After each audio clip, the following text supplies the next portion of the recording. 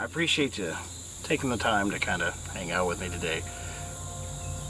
So, I'd like to take a brief moment to discuss failure and the irony of everything here. This whole video is actually one giant failure.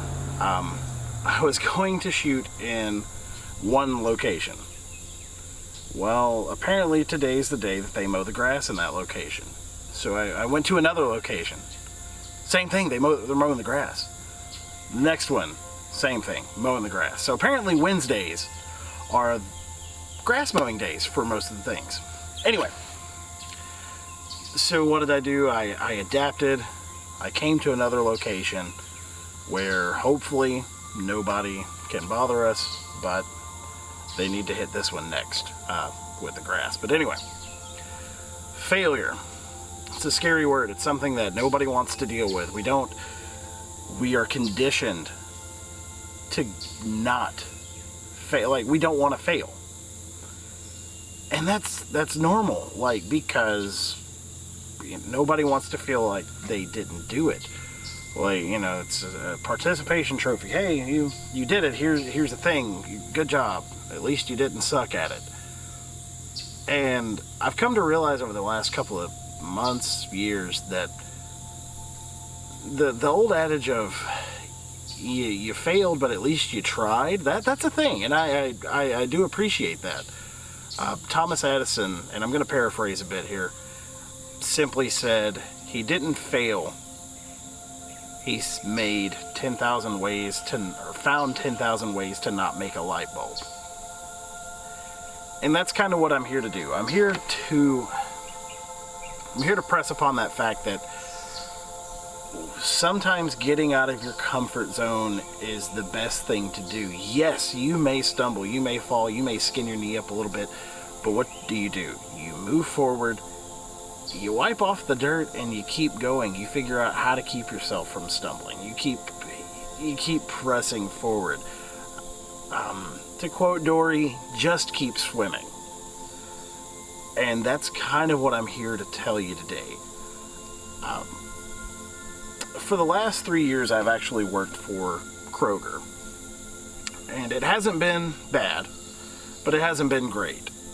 And I've always felt like there's been something missing. And I believe happiness and fulfillment in my work is exactly what's been missing. And it's one of those things, yes, I understand that Kroger does, the pension, retirement, yada, yada, yada. They got sick leave.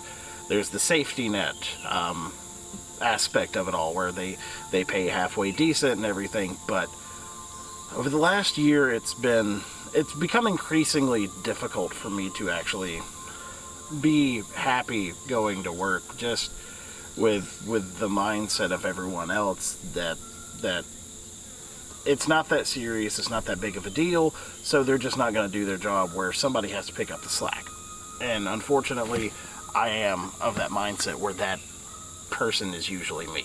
And over many, many weeks, I have decided, months rather, I've been toying with the idea of trying to start up a small business.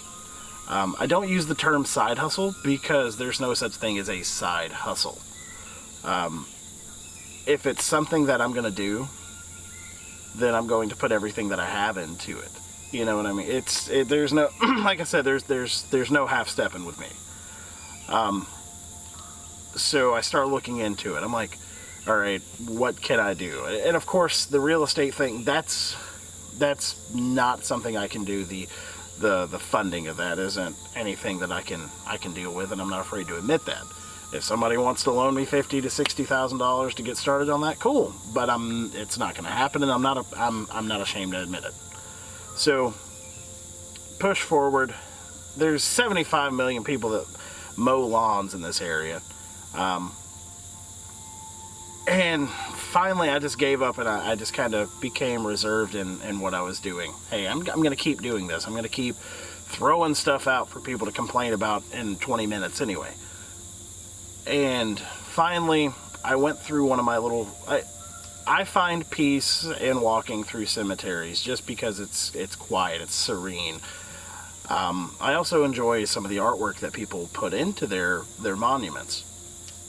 And I noticed the vast majority around us are absolutely, they've been fallen by the wayside. Not only that, the city throws grass clippings and everything all over them, and it just breaks your heart to a point. Not only that, and I'll throw some pictures in at the end of the video, but there's countless veteran headstones that are just, you can't read them because they're covered with dirt and grass and moss and all this other biological material that needs to be taken care of, but nobody seems to be doing it. And that's where one day I'm like, oh, maybe I could get in, maybe I could call somebody and start helping out and clean. I can't find anybody local. So I've gone to a couple of the funeral homes, and basically their stance is they, as a business, I understand it. They can't afford to have somebody go clean a rock for 2 hours where they make more money inside the home. And I get it. I fully understand. And that was my aha moment. How can we make this whole in the service of the community? How can we make that into something to make money and to make me feel fulfilled? Because it's one of those things with my daughter, I would love to spend more time with her, and right now I'm not feeling like I'm able to do that. And actually, and I understand sometimes it doesn't happen, but if I have a gap where I can try to shoot for this, I'm going to. So I'm going to put as much into this as I can, without being a detriment to anything else. As far as monument cleaning and restoration, I've already learned several techniques. I have to practice them, obviously, and that's going to be a bit of a problem. But I do believe I've got several different avenues that I can go down with that. But like I said, the monument restoration and cleaning is going to be, I believe I'm going to do it. I'm going to give myself a year, and if this doesn't start to take off, then that's fine. But I understand that I might fail. And failing's fine.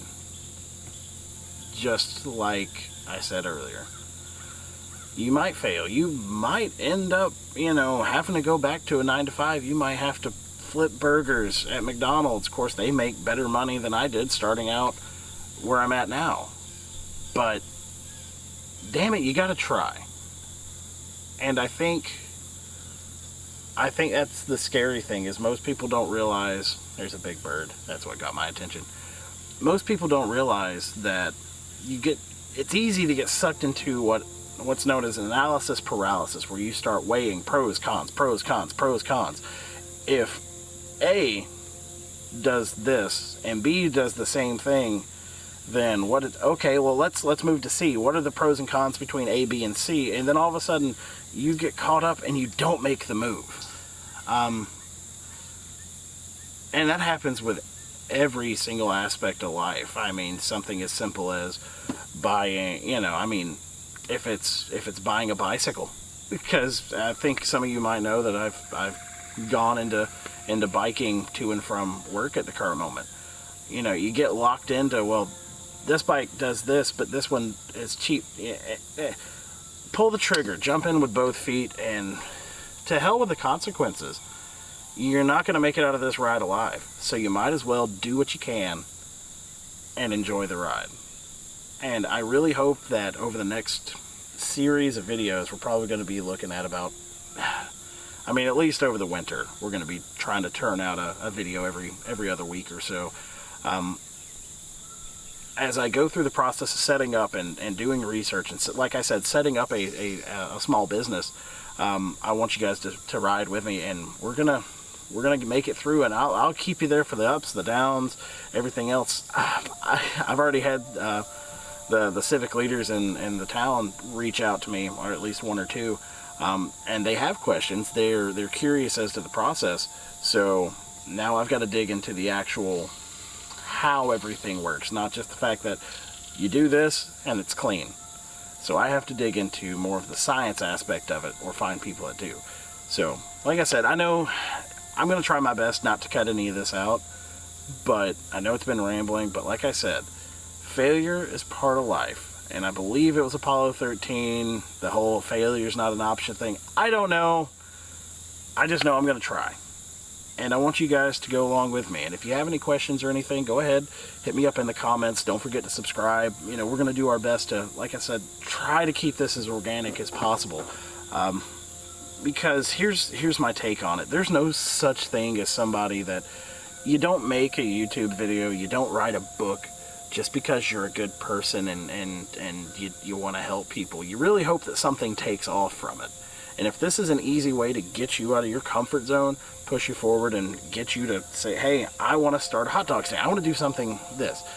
Cool, awesome. I am more than happy to help out in any way that I can.